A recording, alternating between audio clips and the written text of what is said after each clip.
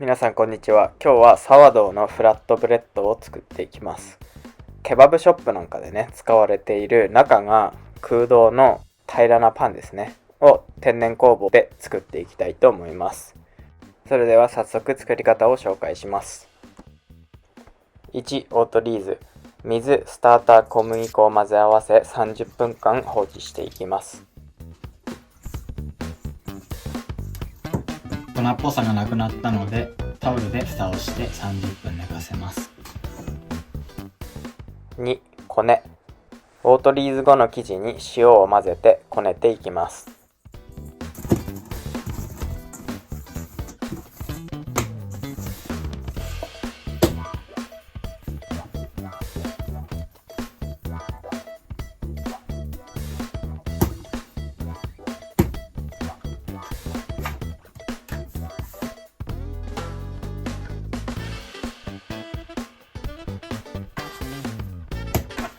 こね終わりましたので一次発酵に入ります。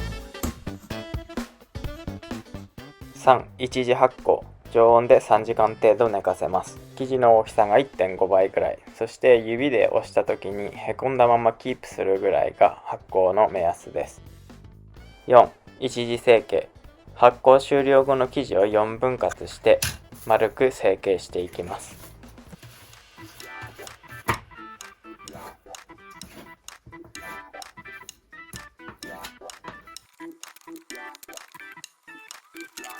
4等分したら一次成形をしていきます。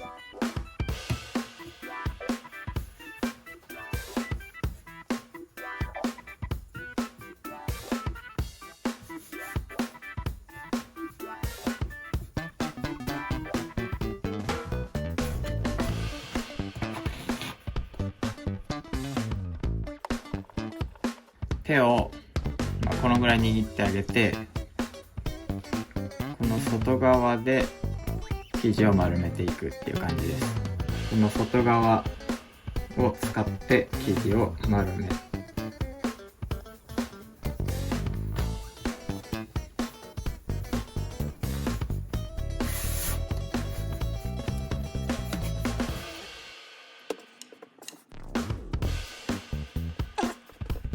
ベンチタイムの後に二次成形をしていきたいと思います。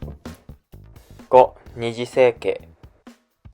二次成形する前にトレイをね、準備しておいてください。トレイに打ち粉します。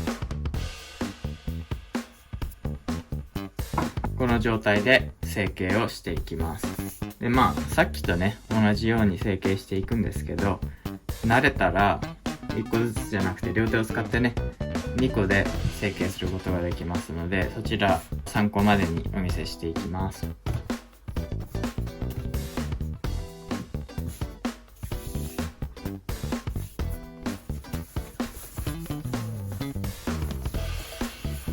はい、こんな感じです。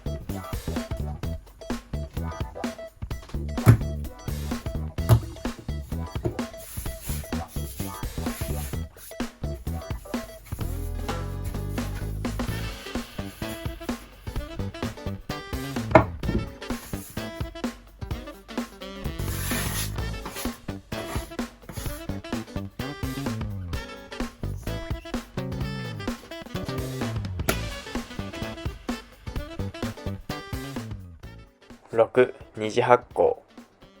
常温で3時間または冷蔵で一晩二次発酵させます。7、生地を平たく伸ばす。ポイントが何個かあるんですけど、1つ目はこの作業台にこれでもかってぐらい打ち粉をします。このぐらいでいいですかね。さらにこの生地の上にも打ち粉をしていきます。これセモリーナフラワーとかがあればね、セモリナ小麦粉っていうんですかね、日本語だと。そういうのがあればそちらを使ってください。なければ普通の、小麦粉で構いません。それではこちらをシェイピングしていきます。まずもう触ってね、こうくっついちゃうっていうところがないように全面を粉で覆います。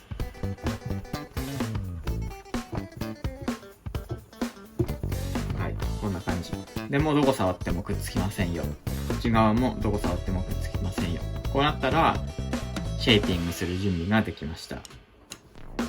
で次どうやってやるかっていうと、この端を持ってこのセンターじゃなくて端の方を持ってこう持ち上げる。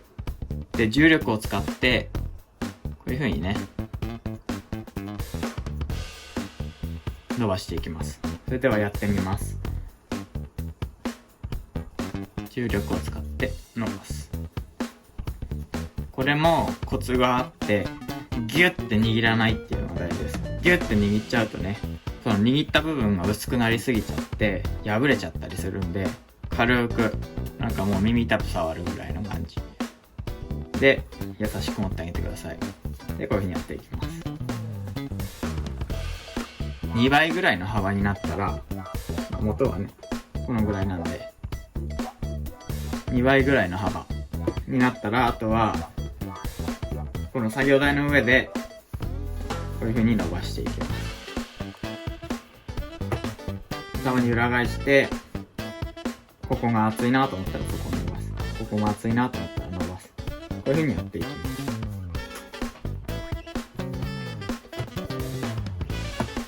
はい、こちらでシェイピングは完了です。ではね、この後の3つもやっていきたいと思います。この辺に気泡が見えてますね。ボードがね、いい感じです。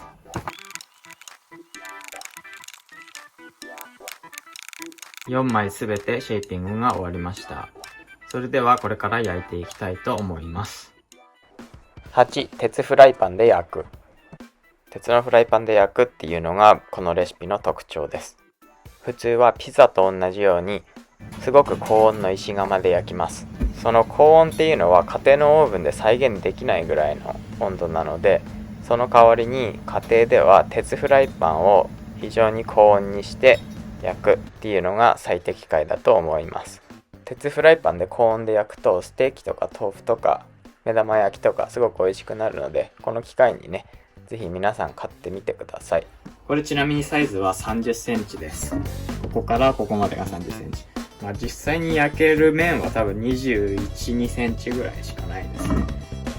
この内側の寸法ね、ここからここまでの長さは20センチ強だと思います。はい、それでは焼いていきます。まず強火で空炊きします。煙が出るまで空炊きしてください。フライパン温めてる間に生地の様子見てみます。このぐらいの厚さです。ナイフのこのハンドルの部分2つ分ぐらいの高さです。と言ってる間にね、鉄フライパン準備ができました。このぐらい煙が出たら準備 OK です。でもう一個ポイントは油を敷かないっていうことです。油敷かずにこの上に直接生地を乗せていきます。それでは焼いていきます。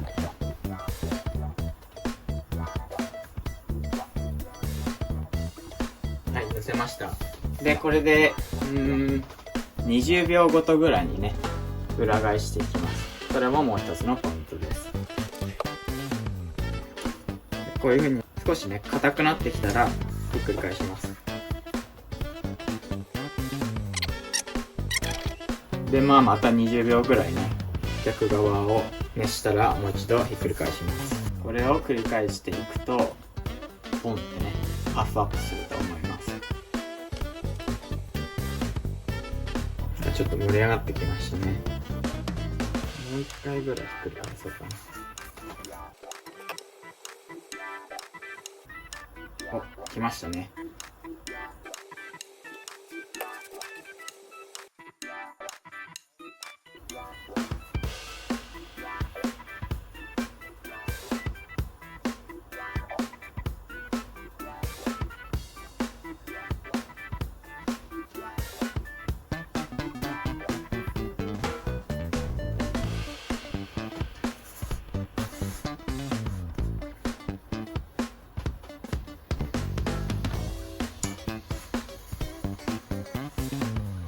はい、こんな感じです。で結構ねこれ焼き色つくと食感も加わって美味しいので、もう少しだけ火を通していきます。この辺とかねパリパリで美味しいと思います。全体が茶色っぽくなったら完成です。はい、いかがでしたでしょうか。僕はフムスとサツイキと一緒に食べました。このレシピだと 100% 膨らむので皆さんもやってみてください。ご視聴ありがとうございました。お疲れ様です。